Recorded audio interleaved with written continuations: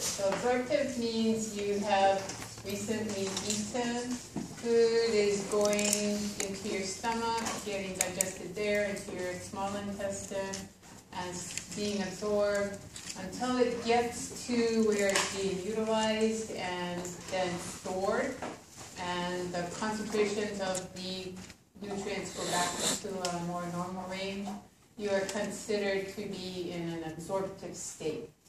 So glucose concentrations will be high, and so will amino acids and free fatty acids be high as well.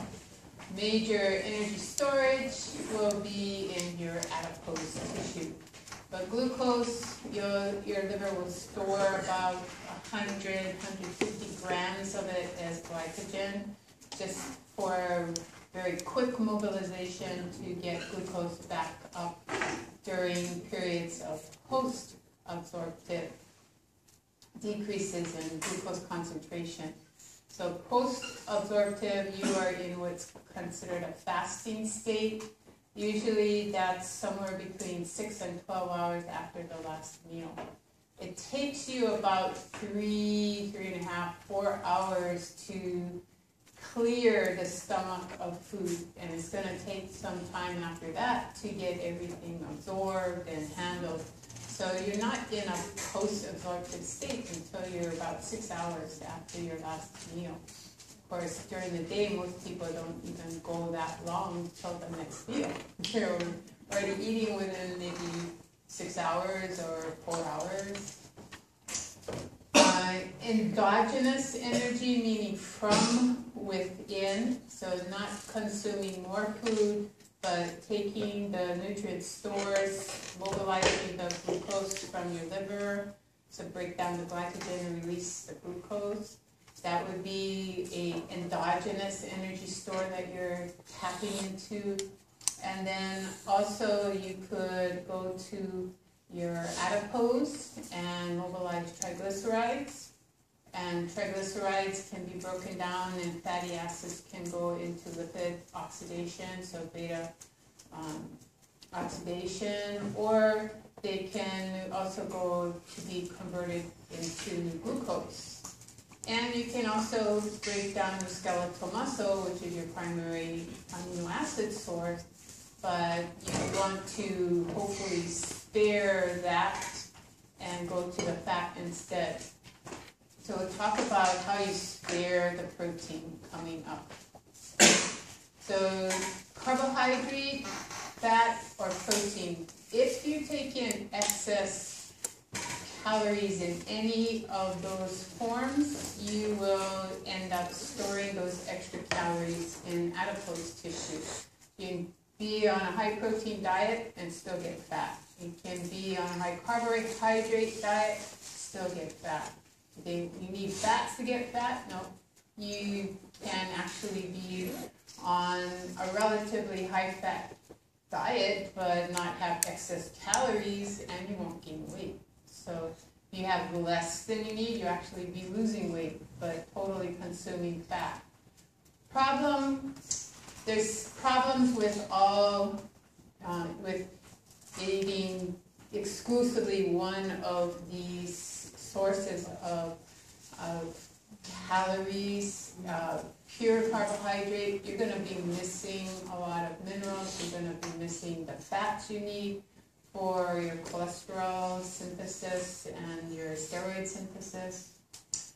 Glucose is very good to have in your diet because it's the most, it's already in the simplest form that can be utilized to make ATP. So having carbohydrates in your diet, it's easier for your body to make ATP. The first glucose available post-absorptively is from glycogen. And only the glycogen in the liver can actually be shared with the rest of the body. Because the liver has a glucose transporter that is bidirectional. And that means when glucose is high outside, that transporter brings glucose in, and enzyme will make glycogen out of the glucose. When glucose outside the cell is low, the enzyme inside the cell is turned off because insulin's not present. And now glycogen starts to be broken down. And glucose then can be transported out by that same transporter. So it leaves via the same transport molecule. So in high glucose, during absorptive state, you form glycogen. In post-absorptive state, you break down the glycogen to then put the glucose back into the circulation. And actually, other tissues will sacrifice and work harder to utilize fats and proteins if they have to get their energy and save that glucose for the brain. The brain doesn't operate well on any other fuel source besides glucose. We'll talk more about type 2 diabetics, type 1 diabetics. When their bodies start to get, if they're not getting the insulin and their cells aren't able to utilize the blood glucose, and they start to be producing a lot of ketone bodies, the brain will, in a severe limited glucose state, go to use of ketone bodies for its energy, but you'll have an onset of confusion, uncoordinated muscle control, and oftentimes that individual will be confused for a drunk, and they might be ignored, they might be passed out, and the assumption is, well, they're alcoholic, they passed out, it's their problem, not mine. But it could be just a diabetic in a severe acidotic condition and they need help. Excess carbohydrate, you get fat. The post-absorptive state, your lipids, your amino acids will go to form new glucose, and that process is called gluconeogenesis. So in post-absorptive state, the first thing you do is break down the liver glycogen, release it, make other tissues use amino acids and fat for energy, send the glucose to the brain so the brain can continue to keep all the organ systems functioning and also keep you aware of what's going on in your environment. And then also take the amino acids and the fats and make new glucose out of it to continue to supply the brain with needed glucose. With fat, the main fats that come in your diet, maybe cholesterol, maybe other fats from vegetable sources. The absorptive state, you're absorbing the free fatty acids and glycerol, and then your intestine will put those together to form triglycerides and other molecules that will transport fat. And those triglycerides will be utilized as the body needs them for maybe phospholipids or steroid synthesis. Any excess gets stored as triglycerides in the adipose tissue. Triglycerides in the adipose, post-absorptively, will be broken down and then put back in circulation. They'll go to the liver for gluconeogenesis. They'll also be used for energy, but via beta oxidation in the mitochondria. Protein, the amino acids that you take in, ideally you want them to go to protein synthesis. So new muscle mass, new proteins for your plasma membranes, transport protein channels, receptors, etc. And if you have excess, then you just convert it to fat. You have excess protein intake, you do not make more muscle mass. You only make the amount of muscle that is necessary or is being stimulated to be produced by your growth hormone and your somatomedins. So forcing extra protein on yourself is not going to make you stronger. All it's going to do is screw up your kidneys big time. Protein catabolism if you use your skeletal muscle, you will spare it from being attacked for energy. So you have to exercise. All those diet ads in the olden days that told you just eat fewer calories, now in very fine print, it says must follow prescribed exercise program. And that's the way that you spare the muscle from this catabolism being broken down. The calorie-restricted diets without exercise are very efficient at weight loss. That means weight loss when you step on the scale, wow, I lost 7 pounds this week. But 7 pounds is going to be not from your fat, it's going to be from your skeletal muscle. You break down the skeletal muscle, which stores glycogen, which holds water. The glycogen disappears, water disappears, you get a huge weight loss. But you also lose your metabolically active tissue. And so when you go back to normal eating habits, you may not gain weight on the scale, but you're going to find that you pinch much more than an inch. You start to pinch 3, 4 inches. And this is all these calories are going into the adipose tissue. You don't have a skeletal muscle to burn the calories. Even if you're going back to normal eating habits and you think you're not consuming excess calories, in fact you are, because you don't have the metabolically active cells to burn those calories. So use it or lose it. You use it, you don't lose it. You don't catabolize it for energy. If you catabolize the protein, then you'll make glucose out of it. But metabolically, it's very expensive to do that. Liver does your gluconeogenesis. It also helps you by storing the glucose in the form of glycogen and then converting it back to glucose when blood glucose levels go down. So it's interconverting things, making plasma proteins from amino acids so that you keep your water in your blood, making your cholesterols for you, making transport proteins for those cholesterols, the lipoproteins that transfer cholesterol. Your liver does that. It will take amino acids and fat and make glucose out of the fat. So it does a lot of interconversion of different nutrients that you take in. Adipose, you can store a lot of energy in your adipose, but you run the risk if you gain too much adipose per cell, the cell gets too big, and then the receptors on the surface of the cell get very spread out. So we're going to talk about this when we talk about type 2 diabetes. The normal fat cell is this big, and your fat cell is that big. The normal concentration of receptors now is going to be less on the fat cell. They might be able to upregulate some more receptors into the plasma membrane, but the normal concentration of insulin out here, these poor insulin molecules have to diffuse a large distance to find a receptor, and they may not find a receptor.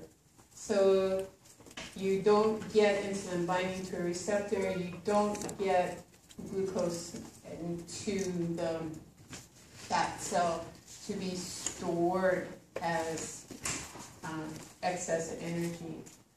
The adipose will store excess fatty acids, but it will also store excess proteins in the form of fatty acids and excess carbohydrates in the form of fatty acids. Muscle is your primary energy user. Your lean body mass consumes the majority of the calories that make up your basal metabolic rate. So if you lose skeletal muscle, your basal metabolic rate goes down. You can then have to consume less calories in order to break even and not store excess calories in the form of fat. you use your amino acids to form the contractile filaments, the proteins in your plasma membrane, and all of the structures that are protein in structure in the muscle cell. And then the cells, generally, the slow twitch muscle is always active to position your joints even while you're asleep. And then as soon as you awake and sit up or stand up, then it has to act to align your body and keep everything in the right orientation against gravity. So it consumes a lot of energy just to keep you upright, and then if you have to move, even more energy is consumed. So the main consumption of calories that you're taking in every day, that will be burned by the skeletal muscle. And brain, it normally will only use glucose only in extreme starvation states, not post-absorptive, but starvation. So days and days and days without adequate intake of nutrients. Then the brain will go to keto acids for its function. Brain can't store glycogen, so it's relying totally on the blood glucose for the source of its energy. The glycogenesis, that's the formation, formation of glycogen. That will happen in the liver, and it will also happen in your skeletal muscle. But the skeletal muscle will only store glycogen for its own use. The transporter for glucose into skeletal muscle, as I said earlier, it's only one direction. Even if glucose concentrations go up inside the cell, glucose can't get out. It cannot diffuse out because there's no transporter available to move the glucose out. So glycogenesis is, the purpose of glycogenesis is to reduce blood glucose by bringing it into cells and then forming glycogen. The glycogenolysis, that's where you take the glycogen and break it down. Skeletal muscle will break it down for its own use, for its own ATP production, and then the liver will share that glucose. It will break down the glycogen and then release it to the bloodstream. So from the liver only do you get an increase in glucose from glycogen. Gluconeogenesis, you take things that technically aren't glucose. So I say technically because lactate was glucose, but it was chopped in half, and then each 3-carbon unit went through glycolysis. You ended up with pyruvate, and that was converted to lactate so that pyruvate could continue going. So glycolysis could continue to happen during anaerobic ATP production. Lactate leaves and goes out into the fascicle. Type 1 fibers can use it. If it gets into the blood, it can go to the liver, and the liver will stick those 3-carbon units back together and make glucose. And technically it's new glucose now. It's gluconeogenesis because lactate is not glucose anymore. Glycogenolysis and the release of glucose, it is still a glucose molecule when it's released from the glycogen. So glycogenolysis, releasing glucose, that's not new glucose, it's just released stored glucose. But taking the 3-carbon units of catabolized glucose, sticking them back together, and increasing blood glucose, that's gluconeogenesis. Taking the carbons from fatty acids and making glucose out of that, that's gluconeogenesis. Taking the carbons from amino acids and making glucose out of that, that's gluconeogenesis. So obviously fats and amino acids are not glucose, so that makes more sense. But lactate, again, is only part of a glucose molecule, so it's considered gluconeogenesis when the liver sticks those carbons back together. Protein synthesis is going to take amino acids, stick them together in the endoplasmic reticulum, RER or pre-ribosomes will do that, and then your blood amino acids will go down. Protein degradation will raise the blood amino acids, and those will probably end up going to gluconeogenesis for energy production.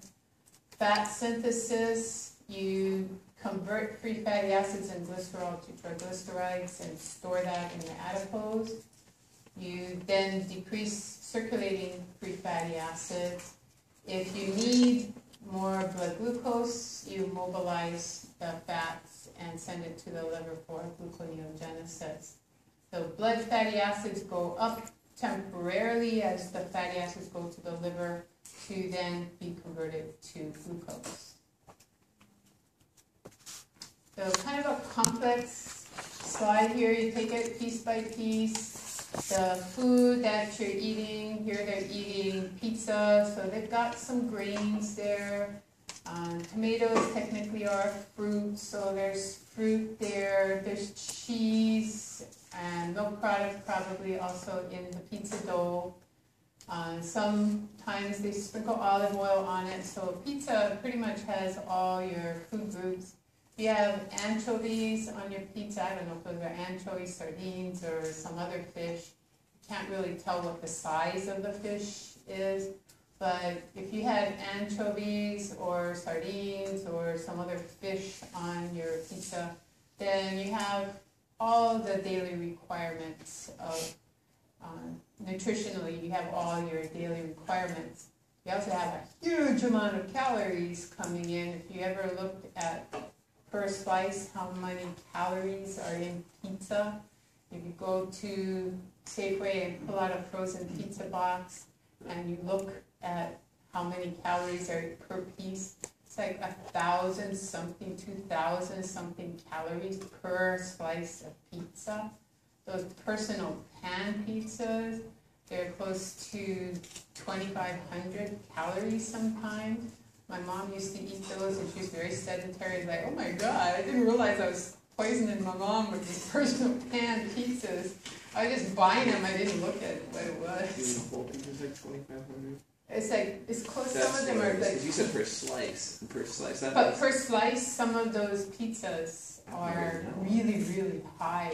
You know, well, it depends on what size of your slice, but you know, the slice is usually 1/8 of a pie, right? So you figure out 1/8 of the total calories in that pizza, it comes out close to.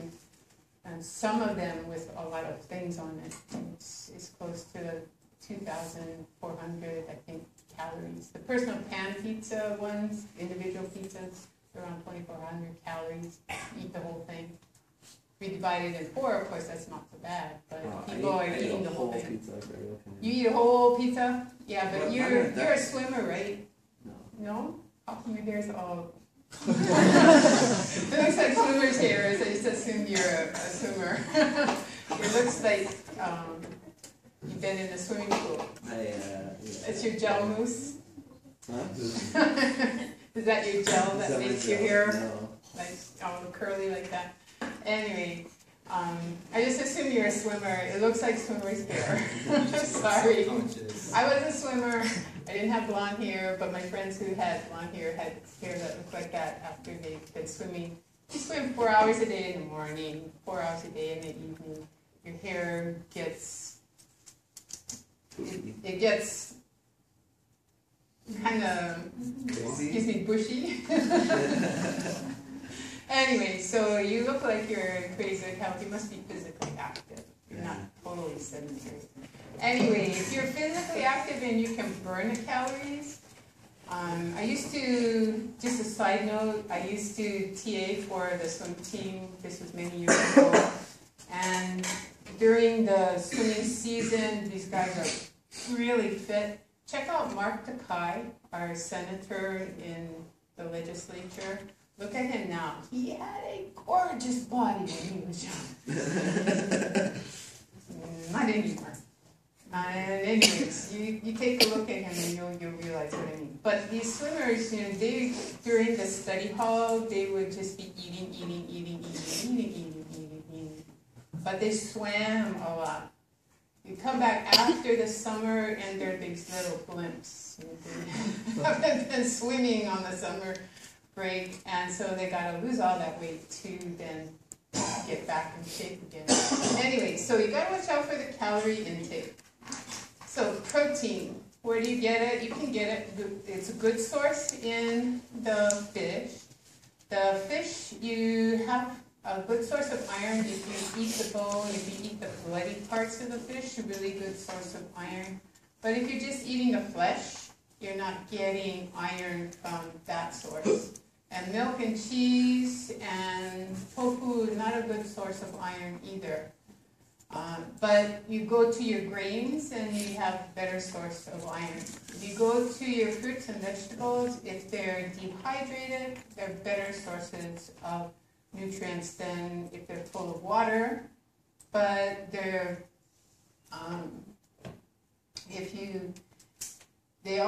you have to watch out for their carbohydrate content if they're freeze-dried or dehydrated, because then glucose concentrations go up. If you're diabetic, that might not be a good thing to eat.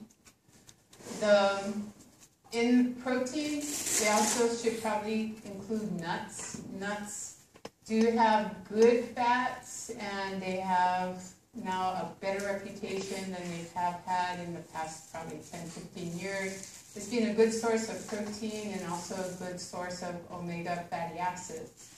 So they're getting a better reputation now. The grains, you want to take in your grains for your vitamins, vitamin B, also iron. Vitamins A and C, good sources from your fruit, also good sources for carbohydrate there. Grains will have good source of carbohydrate and vitamins. Oils like olive oil and even our macadamia nut oil, those are good sources of the omega fatty acids. So they have a better reputation thanks to the research, not so much on olive oil, but on macadamia nut oil, UH, and the farmers down in Big Island that grow the macs. They wanted to make sure that people were eating their macadamia nuts, and they needed to find out something good about macadamia nuts, because previously they were given a bad reputation of being too high in fat, and you eat them, you're going to gain weight, you're going to get atherosclerotic heart disease and all this. So they got the researchers to look into it, and they found out, well, the fats in macadamia nuts, they're good for you. They actually reduce the plaque buildup. They help with the HDLs and less the LDL. So they have a better reputation. So does olive oil now. The absorptive unit here is the surface area of your small intestine. We'll talk about that next semester. You have to break all of these food components down into absorbable size components. So 3 amino acids you can transport across the membrane. Small peptides you can endocytose and get across. And the glucose, you have transporters for that. Transporters for galactose are actually the same transporters for glucose will transport galactose, and there's also transporters for fructose. Fatty acids and monoglyceride don't need transporters. They just go right through the plasma membrane. But if they're in the form of triglycerides, they need to be exocytosed. They go, after they're absorbed at the intestine, then the fats will go into your lymphatic circulation, your glucose and amino acids will go into the bloodstream, head off to the liver. The liver will take glucose and store glycogen when glucose is in excess, and then be able to release it when there's not enough glucose. Amino acids can go to the liver also for plasma protein production. They go to the muscle for maintenance and increase in muscle mass. Amino acid breakdown will release urea, and hopefully don't use your amino acids for energy, but they can also go to the mitochondria for energy production. Any fatty acids in excess to adipose, any glucose in excess to adipose, any proteins in excess to adipose. The CO2 that's produced by the mitochondria consuming O2 to make your ATP, that CO2, if it builds up in your body, makes a very acidic blood, and your body doesn't like to be acidic. And remember, it has a very narrow range for pH of the blood, 7.35 to 7.45, just that one pH unit range. So get rid of the CO2, take it to the lungs and increase the respiratory rate, blow it out. The respiration can't take care of all that CO2, then the kidneys will get involved. And you'll learn about that next semester. Pancreas, you've got the islets, we covered them in Martini's chapter 19. Beta cells produce insulin, alpha cells, glucagon, delta cells, somatostatin. In Sherwood, they've changed the F cell, which was the flame-shaped cell, into a PP cell. The flame cells release pancreatic polypeptide, and now I guess the physiologists have decided they're going to change the name of that cell to the PP cell. So it stands for pancreatic polypeptide.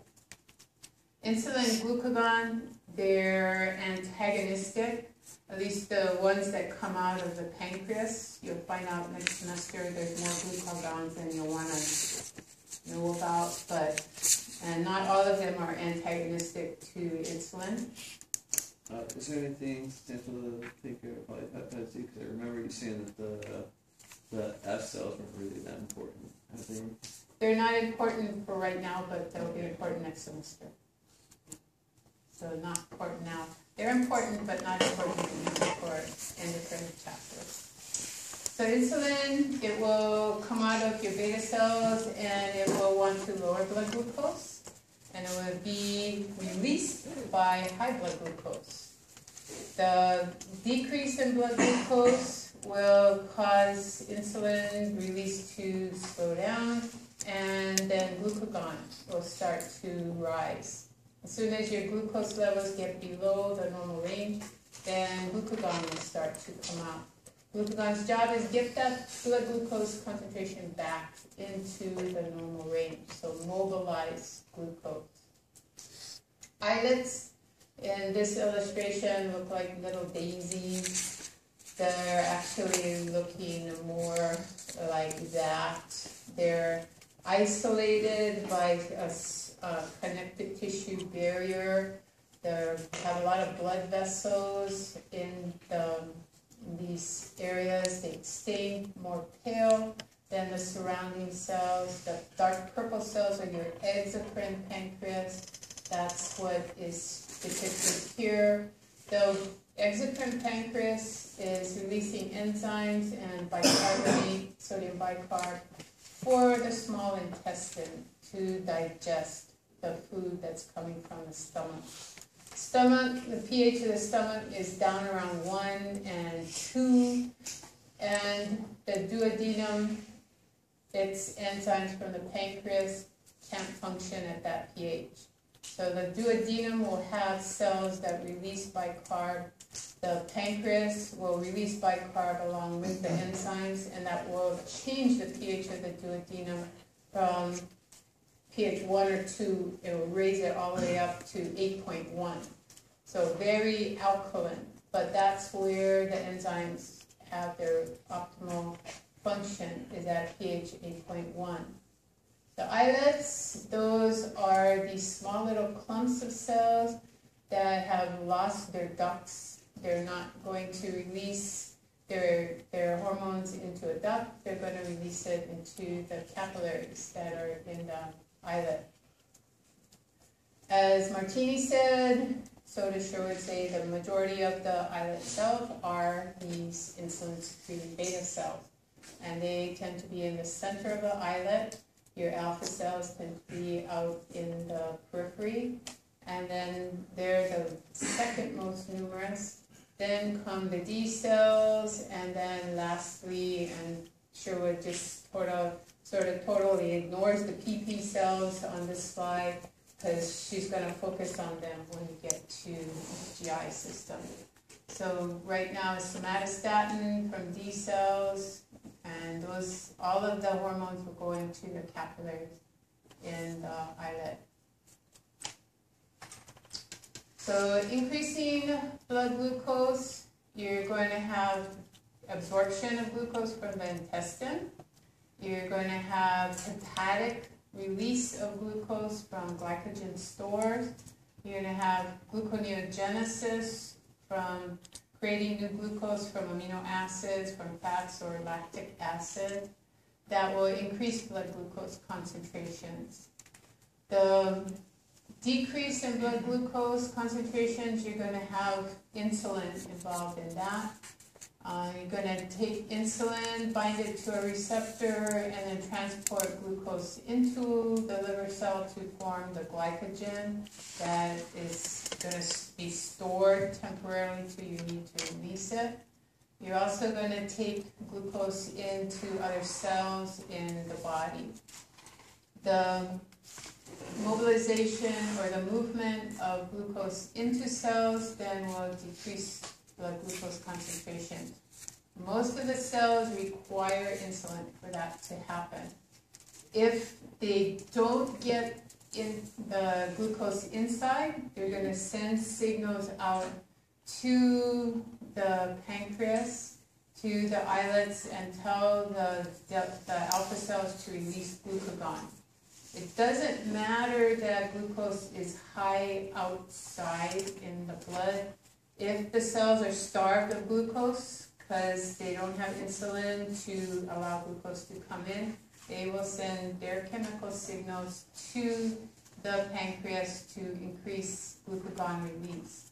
And glucagon is going to mobilize energy stores to get more gluconeogenesis. Simply makes the whole matter worse.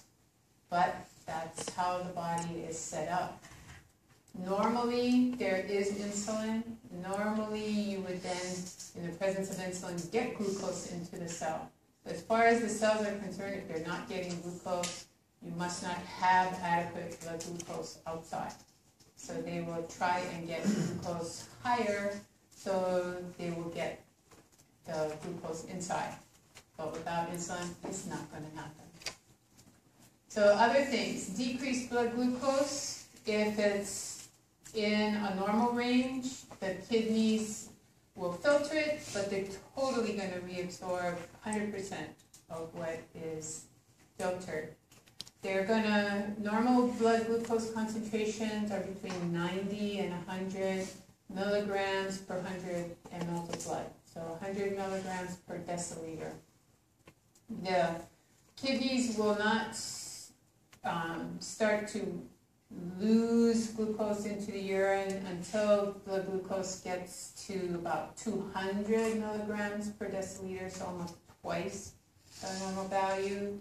And they're, depending on the nephron, some will start to miss glucose at 200, others will continue to reabsorb it.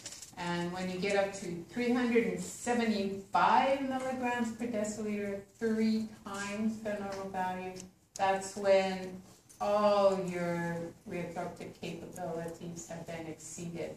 Now any glucose above that, all of it's going into the urine. If you want to elevate blood glucose, if you have a decrease in blood glucose, the kidneys can help by reabsorbing, and they can also send signals to the gastrointestinal system to try and get more glucose to be absorbed.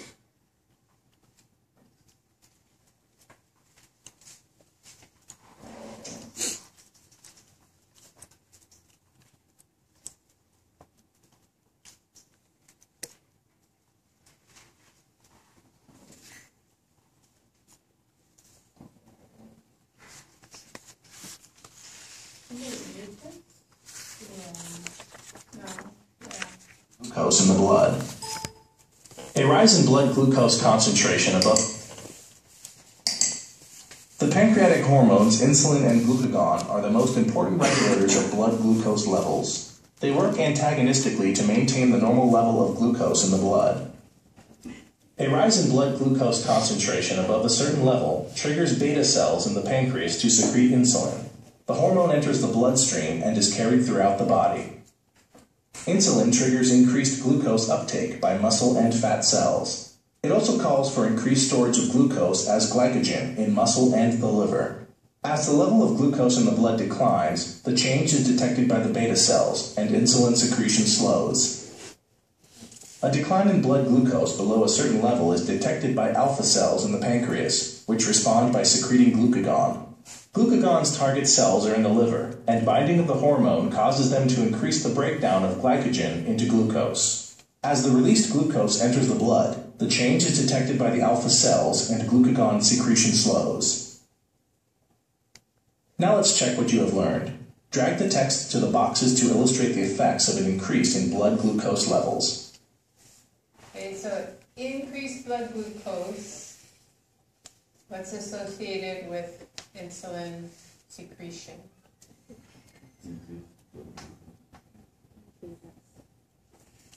Okay, so is beta cell associated with insulin or glucagon? Insulin. So let's stick here.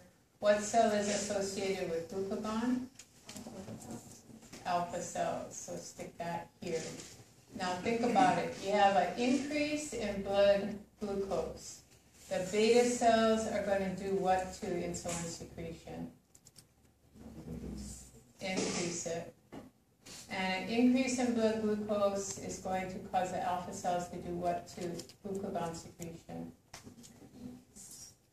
Huh? Decrease it. Okay, yesterday they put increase both sides. That's correct. An increase in blood concentration of glucose has opposing effects on secretion by pancreatic alpha and beta cells. The two hormones work antagonistically to maintain the normal level of glucose in the blood. Okay.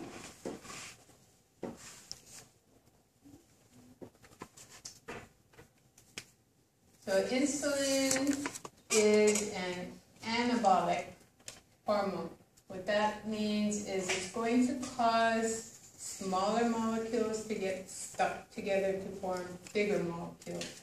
So glucose stuck together with glucose making glycogen, that's anabolic. That's a synthesis reaction. The anabolic, you're going to lower the blood glucose concentration. Fatty acids, if you have excess glucose, glucose can be converted into fatty acid. You're taking the carbons in the glucose and now making fat out of it, which is a much bigger molecule, so synthesis reaction. You can take amino acids into the liver and make new glucose out of it. That would be catabolic. But if you take amino acids into muscle cell and make proteins out of it, then that is anabolic.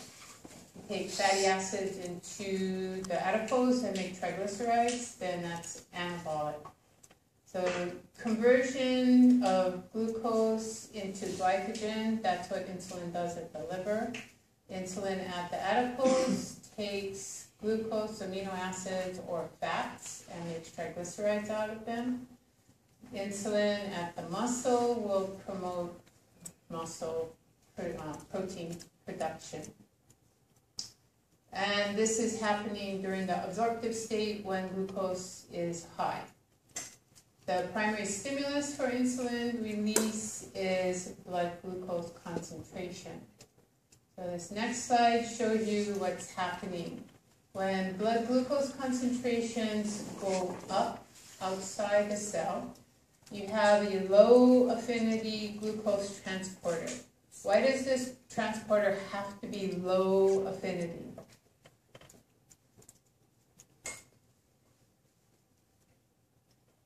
So it's not doing it on its own, or so it doesn't put too much in the cell right away.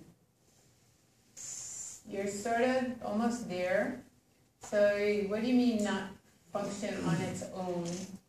So it doesn't have like osmotic pressure of the glucose and Not osmotic pressure, but concentration gradient.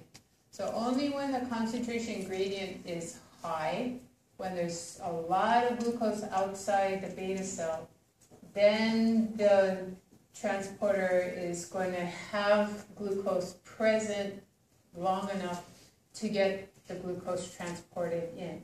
There's a low affinity, then you have low concentrations of glucose, glucose binds but comes off, and there's probably not another one in the vicinity to bind again.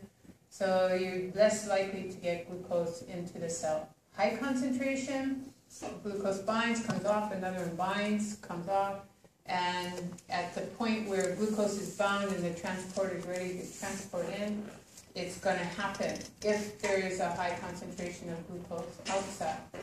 The thing about the consequences, you don't want a high affinity transporter binding glucose when concentrations are low in the blood, because it's going to promote insulin release, which is going to make blood glucose even lower. It's going to put you into a hypoglycemic state. So you don't want high affinity transporters there. Some people do have them, and they have hypoglycemia all the time. But most people have this low affinity transporter. So when glucose is high outside the cell, then glucose comes in. When glucose comes in, it gets converted to glucose 6-phosphate and goes through glycolysis. You get ATP production. ATP phosphorylates this potassium channel and closes it. And then what happens, potassium can't diffuse out. So potassium builds up in the cell, more positive charges in the cell. Now you have more positive inside than outside. This depolarizes the cell. And that causes voltage-gated calcium channels to open. Calcium diffuses in down its concentration gradient, interacts with the contractile filaments that control the vesicles with insulin in them. Those get pulled to the plasma membrane, they dock, and then they exocytose insulin. The glucose comes in when blood glucose levels are low, then you're going to release insulin. Don't want that happening. You want it only happening when glucose concentrations are high. So you need to have a low affinity transporter to make sure that you only get insulin released when blood glucose concentrations are high. So step by step. High blood glucose, glucose comes into the cell. Converted to glucose 6-phosphate, then to ATP by glycolysis. ATP binds to the potassium channel, closes the channel. Potassium builds up in the cell, which depolarizes the cell because now the cell membrane is positive inside with respect to outside. Normally the potassium leaking out would create positive charges out here. Stays in, so there's less positive charge going out, means net negative charge starts to accumulate outside, positive charge accumulates inside. That's the reversal of your membrane potential, depolarization. That opens your voltage-gated calcium channels. Calcium comes in, binds to the invisible contractile proteins here. The vesicles are then pulled to the plasma membrane, and then exocytosis of the insulin occurs. Beta cells can also be stimulated or inhibited by your autonomic nervous system. Parasympathetic stimulates beta cells to release insulin. So just seeing food, thinking of food, smelling food, you already get insulin released into your bloodstream.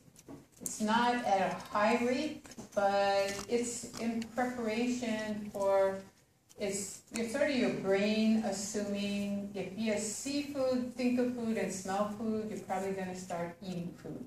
So let's get the insulin out there so that when glucose starts to be absorbed, we don't have the sudden huge increase in blood glucose. Already got insulin available to start it going into cells. Yes. Did it feel like, what if you see someone eat? Does that not have like a reverse effect? It doesn't make you hungry if you watch someone eat? Like if it's like just It you're watching like on TV or something? I guess it depends on your reaction to that individual's eating.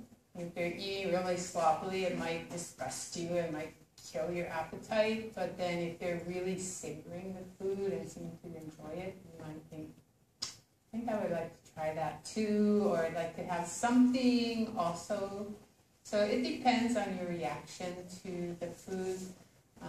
Also, it depends on if you like the smell of the food, because some smells may be stimulating your appetite and others might be turning it off. So if you're Filipino and you still smell bagaong, you might want to go out and eat bagaong. But if you're non-Filipino, you might think, ooh, I don't think I want to eat whatever that is. So it just depends on your reaction to it. Cake haggis from Scotland, it's all these remnants of everything, the intestinal system stuffed into the stomach and then makes a sausage, and they love it. But how many Americans would actually want to go out and eat haggis? Don't know. It just depends. But if you smell something good, you see something, even like the Japanese, they have this down to a science. They make plastic examples of the food and put it in the window. And you look at it and it really looks like good sashimi or sushi or whatever. So, I think I want to go and eat that. It's just plastic, but it gets your brain thinking, I want to go eat that stuff. Sympathetic nervous system, epinephrine, shuts down your beta cells. It shuts down insulin secretion. It's also going to move your blood out of your gastrointestinal system and out to your skeletal muscles because it's fight or flight. So it doesn't want a push-pull antagonism to go on during fight or flight. It wants the blood out in the skeletal muscles. If you are trying to digest, you can get stomach cramp and intestinal cramp from this, the diversion of the blood. But normally sympathetic will want to shut down digestion. The increase in amino acid concentration is a very interesting phenomenon that will cause a release of insulin from the pancreas. The high protein diet, you have to be really careful because there is no direct glucose coming in with a high protein diet, but the amino acids are causing insulin to be released. The only way you get glucose now with this high protein diet is to take those amino acids and convert them to glucose in the liver. That's going to take time. And so you might crash into hypoglycemia and before that happens. So high protein diets, you have to be careful. They tend to put you into hypoglycemic states, as well as screw up your kidneys with trying to get rid of these proteins and amino acids as well. Gastrointestinal system releases something called incretins that will then stimulate the beta cell. There are a lot of different things coming out of this intestine, and that will cause beta cells to turn on and turn off. So we'll worry about that next semester. Okay, take a break.